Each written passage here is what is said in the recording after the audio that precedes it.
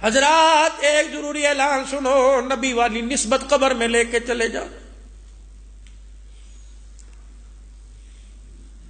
اگر خالی قبر کے اندر جاؤ گے میرے عزیزو، جاؤ نہیں یقین آتا، بہاڑی کے قبرستان میں جاؤ، علماء صلاح نیک لوگوں کو چھوڑ کر سارے تمہیں بے وقوف نظر آئیں گے سب پڑے، اور ان قریب آپ بھی میں بے وقوفوں سے دھوکہ کھا کر بے وقوفوں کی طرح ہم سمجھیں گے بیٹوں نے گلے میں پھولوں کے ہاتھ ڈالے، ہم سمجھیں گے بیٹوں نے سفید رنگ کا کفن پہنایا، ایک بیٹا قریب آئے گا گلاب کی شیشی اوپر پھینک کے چلا جائے گا، ایک بیٹا آئے گا کافور لگا کے چلا جائے گا، ایک بیٹا آئے گا عطر کی شیشی چہرے پہ اڈیل کے چلا جائے گا، میں سمجھوں گا بڑا با وفا، فرشتے کہیں گے بے وفا بے وفا، میں کہوں گا انہیں با وفا کیوں نہیں کہتے، بے وفا کیوں نہیں کہتے، کہ قبر میں جانے کی دیر ہے، آج تیرے پہ خوشبو ڈال رہے، کل تیرے پہ مٹی ڈالنے کوئی نہیں آئے گا۔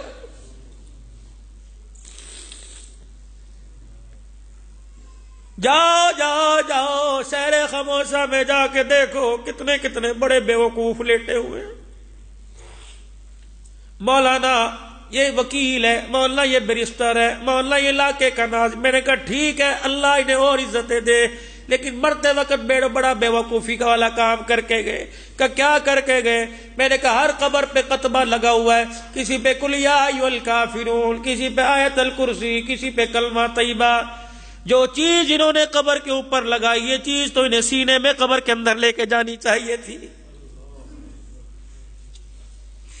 کوئی آئے گا آ کے ان قطبوں کو پڑھے گا اور پڑھ کے میرے لیے ہاتھ اٹھائے گا، او بولی مخلوق تیرے لیے پڑھے گا ہاتھ اٹھائے گا۔ آج اتنی بے وفائی ہے اولاد کے پاس تو باپ کی قبر پہ جانے کا وقت نہیں، تیری قبر پہ کون آئے گا؟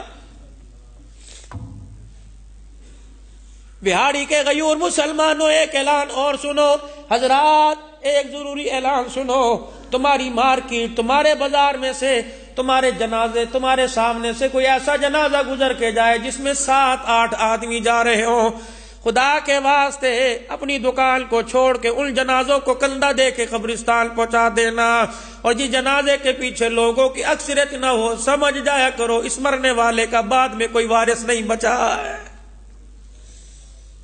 قبرستان جاؤ، ایسی قبر کو دیکھو جو پھولوں سے بھری ہو، اور دوسری قبر کو دیکھو جس پہ مٹی کوئی نہ ہو، میرے بھائی اس قبر پر ہاتھ اٹھا کے سورہ فاتحہ پڑھ لو، اور سمجھ جایا کرو یہ ایسا لاوار سا مرا جب سے مرا کوئی سے پوچھنے نہیں آیا ہے۔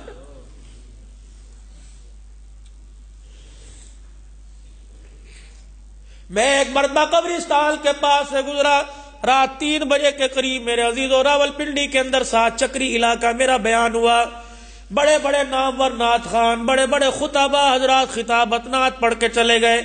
لوگوں نے کہا صدیقی صاحب آؤ، مغرب کی نماز کے بعد مری میں پروگرام وہاں سے کر کے میں پنڈی، رات 3 بجے مجھے ملا، 2:45 بجے میں جب سٹیج پہ جانے لگا، میں نے کہا یا اللہ کس موضوع پہ گفتگو کروں؟ بڑے بڑے حضرات اکابرین امت آ کے چلے گئے، اللہ مجھے بھی 2-4 بول سکھا دے۔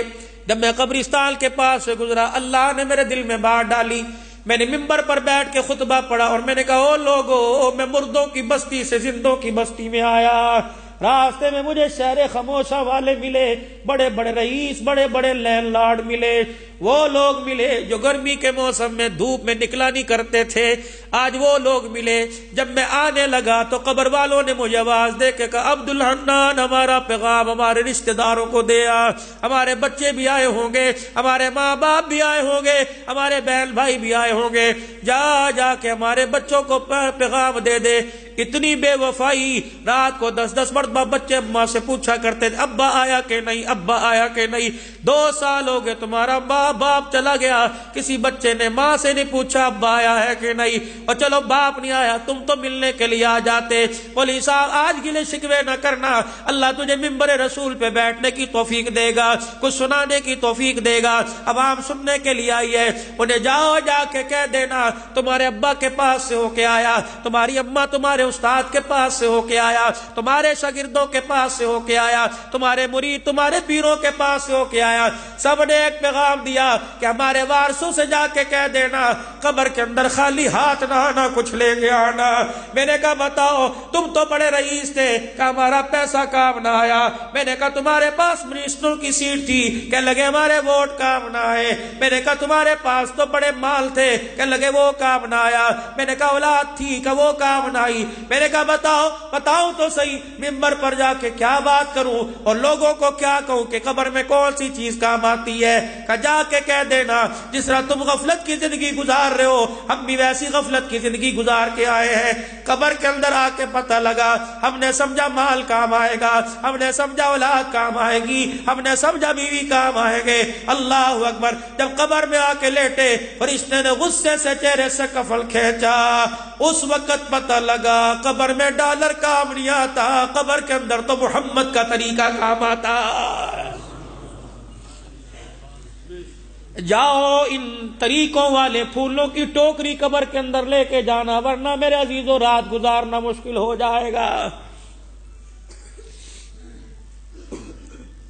حضرات ایک ضروری اعلان سنو، آخری اعلان۔ حضرات ایک ضروری اعلان سنو، اگر کسی کا دل دکھایا تو دنیا کے اندر دروازے پہ جا کے معافی مانگ لو۔ آج چھوٹے بن جاؤ، کل اللہ بڑا بنا دے گا۔ اور آج اگر تکبر کا ہار پہن کے گئے فرشتہ اتنا مارے گا سر اٹھانے نہیں دے۔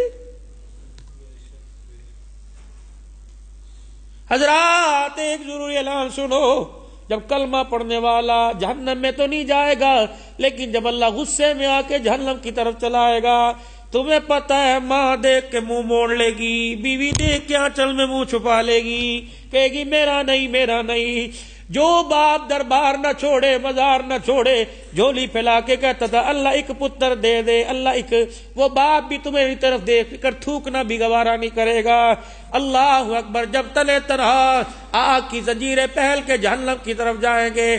حضرات ایک ضروری اعلان سنو، جہنمیوں کو جہنم میں جاتا دیکھ کے فرشتے بھی چیخیں مار مار کے رونے لگ جائیں گے۔ فرشتوں سے جہنم میں جانے والا کہے گا مصیبت تو میرے پہ پڑی، بدنصیبی تو میری، ہلاکت تو میری، میں جہنم میں جا رہا، تم کیوں رو رہے ہو؟ فرشتے ایک جملہ کہہ کے لاجواب کر دیں گے کہ اس لیے رو رہے ہیں شرم نہیں آتی کس نبی کے امتی ہو کے کہاں جا رہے ہو؟ اللہ ہے کوئی جواب آپ کے میرے پاس؟ ہاتھ جوڑتا ہوں میرا، میں خطیب نہیں، میں فقیر، میں کوئی عالم بعمل نہیں، میں تو نکما سا آدمی ہوں۔ یا آپ حضرات کے آگے ہاتھ جوڑ کے کہہ رہا ہوں، اب سمجھ آ رہی عبد الحنان کچھ نہیں کمائے۔ جب جسم کے اعضاء نے سجدہ کرنے کے قابل نہ چھوڑا، بڑی جوانی تھی، ابھی ہاتھ کے اندر لاٹھی آ گئی، چشمہ لگ گیا آنکھوں کے آگے، اب ان قریب اللہ نہ کرے اعلی سماعت بھی نہ لگ جائے۔ ہاتھ کبھی کبھی کانپ جاتے ہیں، رات کو بستر پہ خدا کی قسم نیند نہیں آتی۔ ہر اٹھنے والا قدم قبر کی طرف، اندھیرے گھر کی طرف لے کے جا رہا ہے۔ جس گھر کی وحشت ناکی کا سن کے 82 سال کی عمر کا بوڑھا عثمان جامع القرآن دوہرا داماد بھی رونے لگ گیا۔ یہ وہی قبر ہے، سیدہ فاطمہ الزہرا کی ولادت کا مہینہ ہے۔ جنازہ اٹھانے والے کون ہیں؟ جن کو خدا کا قرآن کہہ رہا ہے وَكُلًّا وَعَدَ اللَّهُ الْحُسْنَى، جن کو قرآن کہہ رہا ہے انما يريد الله ليذهب عنكم الرجس اهل البيت ويطهركم تطهيرا۔ یہ وہ لوگ ہیں جب سے اللہ نے کائنات بنائی ان جیسے ہیرو کو نہ پیدا کیا نہ بعد میں کرے گا۔ آج علماء اکرام میری بات کی تائید کریں گے، جب حسن حسین پیدا ہوئے حضور نے نام حسن حسین رکھا، تو کیا جبرائیل نے آ کے نہیں کہا تھا جب سے اللہ نے کائنات بنائی آج تک ایسا نام کسی کو نہیں دیا ہے؟ ابو ذر غفاری رضی اللہ عنہ سے رہا نہ گیا، قبر کے پاس جا کے یوں کر کے لاٹھی قبر کو دکھائی اور کہا قبر تجھے ہوش ہے یہ کون آ رہی ہے؟ اس کی جس کا نام فاطمہ، یہ حسین کی اماں ہے۔ یہ وہی فاطمہ جس نے اپنے حسین کو یوں کر کے گود میں لے کے لوری دی، دودھ پلا کے مسکرا کے دکھایا اور کہا بیٹے آج اس ماں کا دودھ پی رہا ہے جو محمد کی بیٹی بنی، علی کی گھر والی بنی، خدیجہ کی گود میں کھیلی۔ یہ وہ فاطمہ الزہرا ہے جسے محمد بار بار سینے سے لگایا کرتے اور کہتے اللہ یہ میری فاطمہ ہے، جس نے اسے ستایا اس نے مجھے ستایا، اور جس نے مجھے ستایا اس نے تجھے ستایا۔ یا اللہ جس نے اسے ہنسایا اس نے مجھے ہنسایا، جس نے مجھے ہنسایا اللہ اس نے تجھے راضی کر دیا ہے۔ یہ وہی فاطمہ الزہرا آج میں جمعے میں عرض کر رہا تھا، اور بیٹیوں والوں کلیجے پہ ہاتھ رکھنا، ذرا دل پہ ہاتھ رکھ کے بات سننا۔ تیری میری بچی جوان ہو جائے، شیخ صاحب، چودھری صاحب، انور صاحب، جب بچی جوان ہو جایا کرتی ہے تو باپ کی ذمہ داری کیا ہے؟ کہتا بڈھڑا تھی گیا، اللہ کرے عزت کے ساتھ فارغ ہو جائے، جہیز اللہ کرے اکٹھا کرتے کرتے باپوں کی کمر دوہری ہو گئی، بوڑھے ہو گئے، لیکن میں اس باپ کو دو سلام کروں گا، اس باپ کو شاباشی دوں گا جب بیٹی کی برات دروازے پر آتی ہے۔ اللہ اکبر، گاڑیوں کے ڈرائیور سے بھی کہتا ہے کوئی کمی رہ گئی معاف کر دینا، میں دھیا لاہاں، کوئی کمی رہ گئی تے مینوں معاف کر دینا۔ اور جس نے بیٹی دے دی اس نے سب کچھ دے دیا۔ آج نوجوانوں ایسی جگہ رشتوں کا انتخاب کرو، اپنی ماں کو جا کے کہہ دو، اپنے ابا کو جا کے کہہ دو اللہ کی بہت خیر ہے، ایسی جگہ سے لڑکی لے کے آنا کہ اس کا جوڑا بھی گھر سے لے کے جائیں گے، نہ اس کے گھر روٹی کھائیں گے، اس کے باپ کی قرضے تلے بوجھ کمر نہیں دبائیں گے، اس کے باپ کو قرضے تلے دبا کر قبرستان نہیں پہنچائیں گے۔ اور جس نے بیٹی دے دی اس نے سب کچھ دے دیا، تم چرپائیوں پہ لڑ رہے ہو، تم فریج کے اوپر لڑ رہے ہو، جس نے جگر کا ٹکڑا کاٹ کے دے دیا۔ آج تو بیٹی دیتا ہے، چار ٹرالیاں جہیز کی دیتا ہے۔ ایک وہ بیٹی رخصت ہوئی سیدہ فاطمہ الزہرا رضی اللہ تعالی عنہا، جس کا رخصتی کا وقت آیا، اور رخصت کرنے والا قرآن کا سایہ نہیں تھا بلکہ صاحب قرآن کا سایہ تھا۔ سر پر ہاتھ رکھا اور سر کے نیچے جو دوپٹہ آیا اس میں سوراخ تھے، یوں کر کے سوراخوں کو دیکھا، نظر پڑی حضرت ام سلمہ کی طرف، نظر پڑی حضرت ام حبیبہ کی طرف، نظر پڑی حضرت حفصہ کی طرف، آنکھوں میں آنسو ہیں اور آنسو والی نگاہ سے سب کو دیکھا، اور دیکھ کے فرمایا تمہارے سے زیادہ نہیں کہتا، کوئی نئی چادر لا دو بیٹی کے سر پہ اڑانی ہے۔ اماں کہتی شرم سے میرا سر جھک گیا۔ حضور نے دیکھ کے فرمایا ٹھیک ہے، نہیں کوئی پرانی دھلی ہوئی لا دو۔ اماں ام سلمہ کہتی ہیں میں دوڑی اندر گئی، میں نے جا کے چادر نکالی اور حضور علیہ السلام کے سامنے لاتی لاتی مجھے شرم آئی۔ حضور علیہ السلام نے چادر کو کھول کے دیکھا، انگلی سے گلنا شروع کر دیا۔ 16 پیوند کپڑے کے لگے ہوئے تھے، ایک پیوند چمڑے کا لگا ہوا تھا۔ پہلے اس چادر کو سینے سے لگا کے رو کے دکھایا۔ سیدہ کہتی پھر مجھے بلایا، میرا سر نیچے کیا، پھر نبوت والے ہاتھوں سے 17 پیوند والی چادر، ایک ہاتھ میرے سر پر اور دوسرا ہاتھ مجھے کمر کے ساتھ یوں لگا کے سینے کے ساتھ رونے لگ گئے، اور فرمایا بیٹی آج 17 پیوند والی چادر لے کے سر فخر سے اٹھا، اللہ کی عزت کی قسم وعدہ کرتا ہوں قیامت کے دن انہی ہاتھوں سے محمد جنتی عورتوں کی سرداری کا تاج تجھے پہنا دے گا۔